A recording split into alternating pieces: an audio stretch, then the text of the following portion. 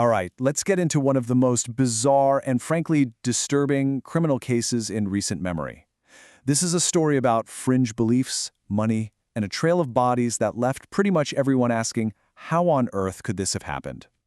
Right at the center of it all, you have a mother who came to believe she was a goddess, and an apocalyptic author who claimed he could see the future.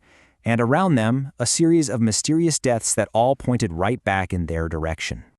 But this entire, sprawling, complicated investigation, it all kicked off with one simple and absolutely terrifying question that first responders just could not get a straight answer to. Where were Lori Vallow's kids, 7-year-old JJ and 16-year-old Tylee? So here's the timeline. The kids were last seen alive in September of 2019. But for 2 whole agonizing months, the rest of the world had no idea anything was wrong. It actually wasn't until November that their grandparents, Kay and Larry Woodcock, got so worried they finally requested a welfare check. And after Lori Vallow flat out lied to police about where they were, the kids were officially declared missing by December. To really understand what happened to those children, we have to understand the 2 people at the absolute heart of this story, Lori Vallow and Chad Daybell. They became known as the Doomsday Couple. Now, on the surface, they might have seemed kinda unremarkable. Lori was a mom of 3. Chad was a former cemetery sexton who'd self-published a bunch of apocalyptic novels. But their beliefs, they were anything but ordinary. Lori saw herself as an actual goddess, chosen to lead the 144,000 survivors of an apocalypse that Chad had prophesied was going to happen in July of 2020. And this is where it gets really weird. Central to their whole belief system was this concept of zombies.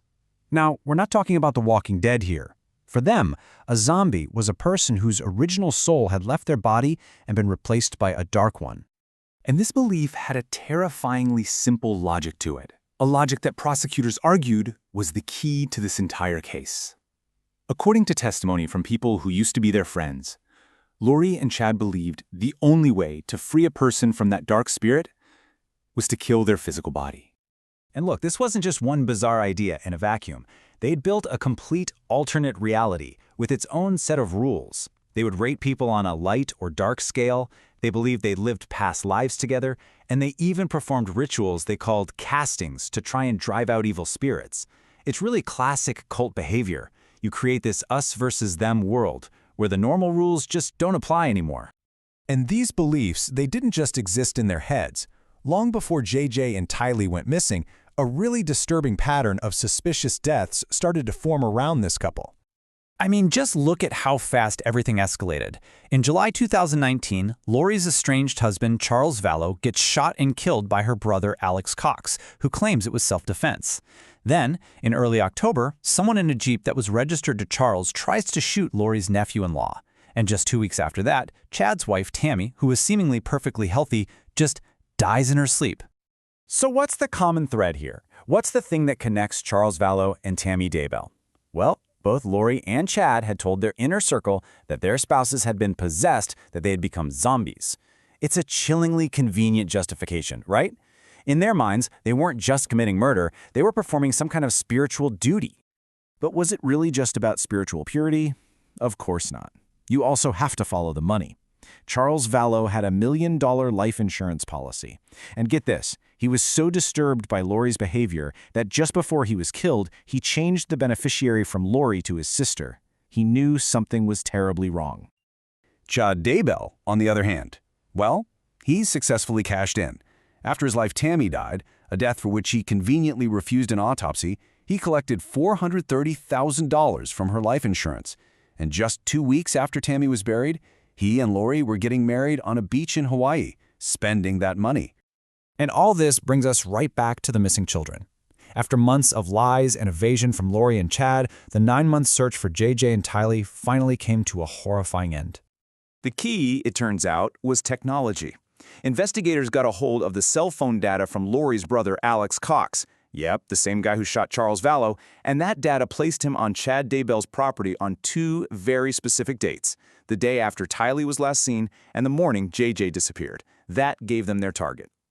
So on June 9th, 2020, they began digging, and they unearthed the truth.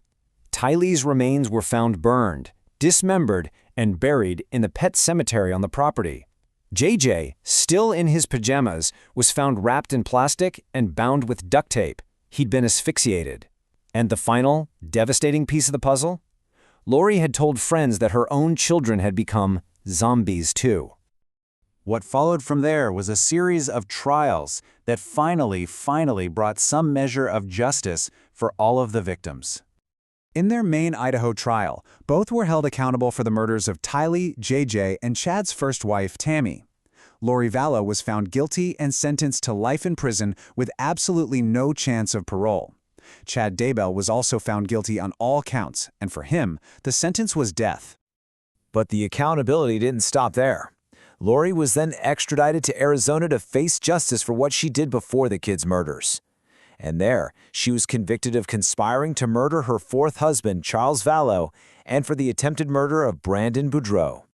The whole case just leaves us with this deeply unsettling question.